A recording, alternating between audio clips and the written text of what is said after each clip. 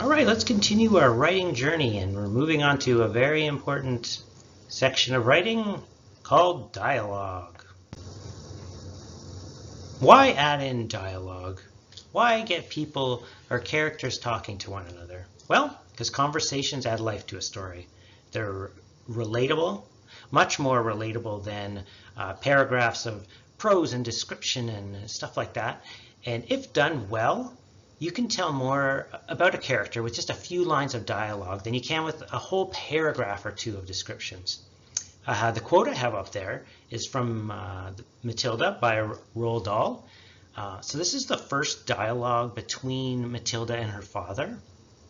So it says, "Daddy, do you think you could buy me a book?" "A book? What'd you want a flaming book for?" "To read, Daddy." "What's wrong with the telly, for heaven's sakes? We've got a lovely telly with a 12-inch screen, and now you come asking for a book. You're getting spoiled, my girl." Just by those few lines, you can tell right away that the huge contrast between the child and the parent, their worldviews, what's important to them, how they treat each other. It even kind of gives a feel about like maybe what might happen with the rest of the book. Now, before we get into how useful dialogue is, let's hit some basic things here. Dialogue tag. Dialogue tags have the job of identifying who's talking. An example is, "He said," or "the magician replied." You know, those kind of things. An adverb tag adds a description about how the character is talking. Now, a lot of professional writers and editors just loathe adverb tags, absolutely despise them. They'll label a writer that uses them a hack, or lazy, or an amateur. It's just one of those strange writing community cultural things, which I don't know. It doesn't really make sense to me. It seemed perfectly fine in the olden days. If you read a book from the 1800s or early 1900s, they're just peppered with adverb tags. There's a thing called Swifties. There's these books called Tom Swift adventure books. They were children's adventure style books, and they were full of exaggerated and overdone adverb tags. Some of them were like, an example would be, "I love soda pop," Tom bubbled. So this is the kind of adverb that the pros think sounds really childish and not professional. And there's also this idea that it might take away from the reader's attention, and it kind of muddies up the writing and pulls the reader out a bit.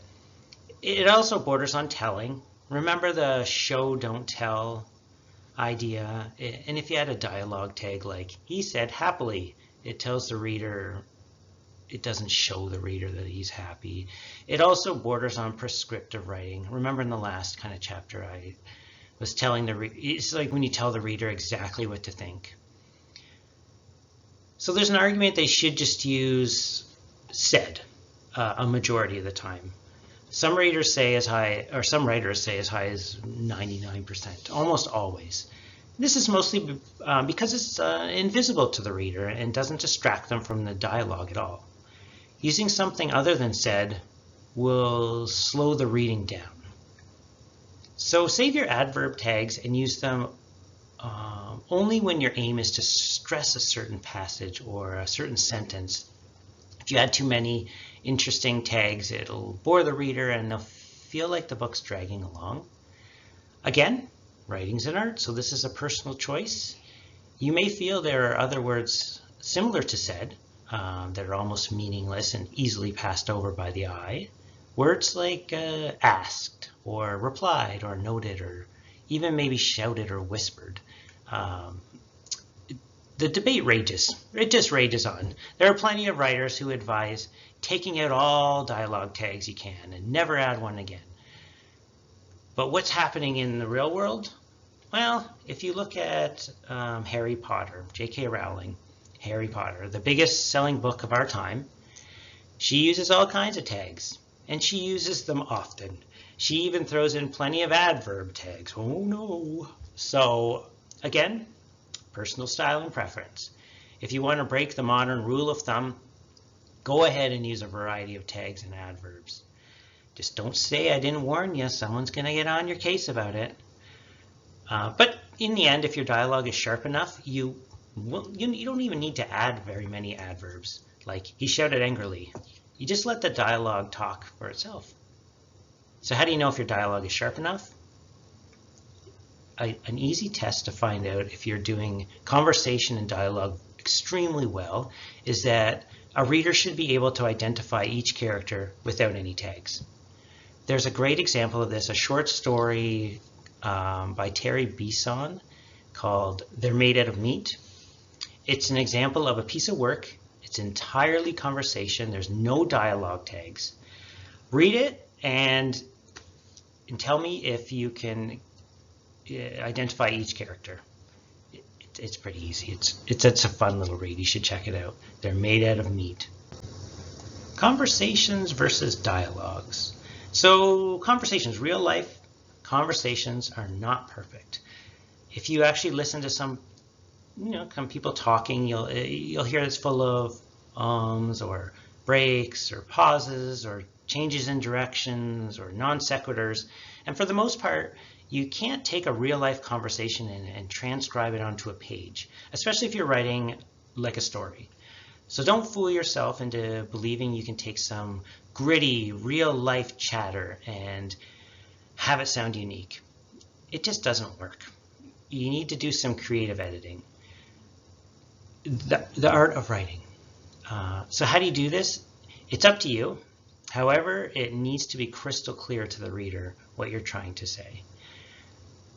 If you're trying to add phonetic accents, like if you're reading a Western and there's a cowboy and he says, "Howdy, partner," and it's spelled really funny, a phonetic kind of thing, it's hard to do. For the most part, you should just try and avoid it. That's what most of the experts say. But then again, you see it often. It's been done in lots of successful books now and in the past. But I think, I say master the basics first before you take on another language. But if you feel it's working and you're experimenting and try it out, go for it. Variety. Variety is key. Just a reminder that the overuse of anything gets old fast. That can be specific words, tone, monologues, arguments, casual conversations. If you have a character who is constantly doing one thing over and over again, asking questions, for example, you need to find a different way to do it so it doesn't feel stale or repetitive or expected. Now, how do you get good at doing dialogue? Well, the best way to learn is to study the dialogues of different authors. Recommend modern authors. It's just been a thing that's more popular now. Older classic literature doesn't do this as much. This means you're going to have to do more reading. But this time, reading with a purpose. Make sure you're concentrating on the dialogue parts, what's going on, the tags they use, how long each sentence is, just everything about it. And then you need to practice yourself. You need to practice over and over again to get better. And while you are writing, don't feel boxed in. Just remember this is art. Go wild, experiment. You might surprise yourself with what you come up with. And if you're not sure about the results, one way you can test it out is to say it out loud. If it sounds good, then you go with it. And ask yourself, or whoever you've convinced to read this, is it clear? Is it getting my point across? Is it conveying the character or motivation or setting or whatever you were trying to do? If it does this, then it's viable. Go with it. Using dialogue for maximum impact. So just like every other aspect of writing, each word needs to be needed. Have a purpose for each line of dialogue. It could be developing plot or character, setting, etc. Each line needs to do at least one of those things. A great line serves two or more purposes. So after a conversation of a few lines or a conversation of some length, you need to have moved the story forward or develop the character, like their relationship with another character, their motivations, their backstory, etc.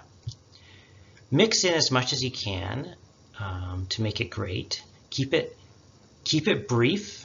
Don't natter on for pages and pages. If this happens, maybe consider writing a play instead. But brief is subjective. Think about brief as giving just a piece of the entire pie. You don't need to reveal everything in detail to give character traits or motivations. Keep the reader hungry for more. Avoid small talk. As mentioned before, real conversations are filled with useless words and small talk very often. Book talk is kind of like you're distilling conversations down to the most important pieces. You only have so many words to use before you lose a reader, so make those words mean something. If you want to show your character has awkward pauses, you can work them into the scene somehow with description and give your character a unique way of speaking. This does not mean an accent or a catchphrase that you use way too often. It's more subtle but recognizable, something that complements their characteristics or strengths or flaws. Maybe they just have a forceful way of speaking or a passive wandering of words. Word choice is one way, or a rhythm or a pattern of speaking is another. Whatever you choose, if you're consistent, it'll become recognizable to the reader and they'll connect easier with your characters. Very simple example of this is the strong but silent type, who might only have one-word answers, while you have the town gossip who has long-winded conversations with everyone. Greetings and goodbyes are not necessary. This is kind of going back to the real versus book talk. All right, so once you have everything written down, and if you're not sure, read it out loud. I think I've said this before, maybe. Once written, you read the dialogue out loud, and it'll allow you to use your physical ear, not just your writer's ear, to determine if it sounds realistic. You can use tools too. I use the read aloud tool in Word, and when you hear it out loud, it sounds different, right? And you can see if you like it, if it works. And it brings up grammatical errors too, points them right out to you, including subtext. So subtext is the difference between what a character says and what they actually mean. So a very simple example is if a character's mother had just died and someone asks them if they're okay and they say, I'm fine. Obviously they're not fine, right? But this is just subtext. A great way to practice this is by having two characters argue, but never actually bringing up the problem. That's subtext. No subtext at all? Well, it's funny because it's actually kind of jarring when characters just announce how they feel when there's absolutely no subtext. If a character came out and said, that makes me feel angry, you might actually end up laughing because it sounds so out of the ordinary and almost ridiculous. That's kind of stuff wouldn't happen in real life. You often see or hear stuff like this in comedy where it works really well. But again, there are exceptions to breaking the rules. Like if you think about it in Star Wars, Darth Vader says, Luke, I am your father. No subtext there. There's no laughing matter. It's a great iconic line. So again, it's all in where you use it and the art of the writing. So I just wanted to work in Star Wars somehow. So adding subtext is not an easy thing to do, and you don't need to use subtext in every piece of dialogue, but if you can use it, it will just bring your dialogue up a notch. Another example of this is in Harry Potter, in the Goblet of Fire. There's a scene where the students are at the Tri-Wizarding Ball, and you'll remember Ron is mad at Hermione, and he says it's because she is dancing with Victor Crumb and that he's the enemy of the other school, competing against Harry. But what he's really mad at is that Hermione has a crush on this other guy when, he has a crush on her. Just another example you can look up. Info dumps. So sometimes you have a lot of information you need to pass along. And how do you do this without long pages of boring prose that the reader is going to have a hard time getting through. You can use dialogue. You can have your characters talk about this and bring up whatever information you need to and pass it along. To do this good, you need to avoid having your dialogue sound like a monologue, or they're standing on their soapbox just kind of talking and talking and talking. You want to try and avoid big chunks of text followed by a small another character saying, "Oh, really? Continue." And then you continue with more long chunks of dialogue. It's obviously having dialogue is a step up from just having pages of prose throwing out information. And you'll see this in certain genres. It's common, like epic fantasy, or they need to explain this weird world or a new magic system or something like that. And you'll see it a lot in older classic books. But it's probably something you want to avoid unless you have a specific reason for using it. Like if you've built up an argument and you just need some space for the character to let it all out and explain, that situation might be okay, because it would kind of feel natural that they would do this. What you want to avoid is the lecture type dialogue. I personally ran across this problem in Ayn Rand's Atlas Shrugged.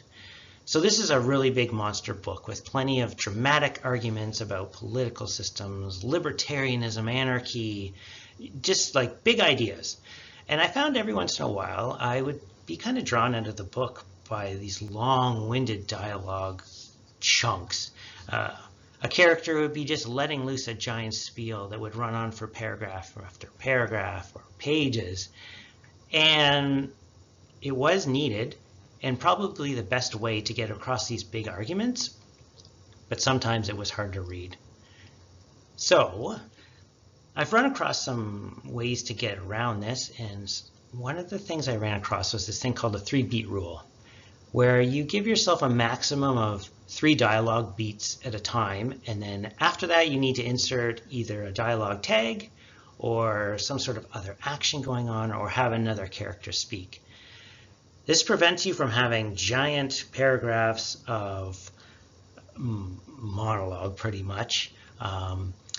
Instead, you can distill it down to 3 sentences or maybe 3 ideas in 1 sentence, and then move on to something else. So it doesn't give you time to ramble on and bore the reader. You've made it to the bonus round, where I'm going to give you some tips and tricks and tools you can use to enhance your dialogue. And italics, caps, bolding words, using different fonts. These are all tools you can use to emphasize words or show internal dialogue or make it seem like someone's shouting. Again, these are useful if used sparingly. To me, they're not off the table at all. I like using italicizing words when it's internal thoughts, and I feel like if you use it consistently throughout your whole work and it's clear what you're doing and the reader knows what you're doing, go with it. It kind of could add something unique to your writing style if you play around and find something that works for you. Using dialects or made-up language, this is a tool you can use as well. Again, use it very sparingly and make sure the reader is very clear what you're doing. There's lots of books that have made up words or entire languages. 1984 by George Orwell, he added in Newspeak. So there was a bunch of new words that really added to the context of the book. You know, the whole dystopian, corrupt world where they're trying to change your thinking and you use the words to do that. It's a great example of making up a new language, and it really adds to the story. If you do use it right away, the first few times, make it clear to the reader what the word means. Give contextual clues, because you don't want them glazing over and not knowing what these words mean. It would just ruin it for some readers. Now, using repetitive catchphrases. if you give a character a catchphrase, like you can think of lots of characters. Homer Simpson says dough all the time. Or you give someone a quirk, this can be great. It can make the character distinctive and give them a recognizable voice to help the reader identify them, especially early on. However, again, if you overuse these things, it can become grating very quickly. As well, if you give every character a catchphrase or a random quirk, it kind of loses its benefits. Catchphrases and quirks work best if they enhance or show something about the character. I know it's tempting to add some random quirks to everyone just for fun because it's a cool idea, but as a writer, you need to know when to add things in and when to cut them out. So I have some homework for you. I want you to write a 3-character scene without any tags or anything like that, and then throw in a pirate. Then have someone read it and tell you if they can identify each character by the words you choose, the tone, all those kind of things. And hopefully they'll ask you, like, why the heck did you throw a pirate in there? Have fun.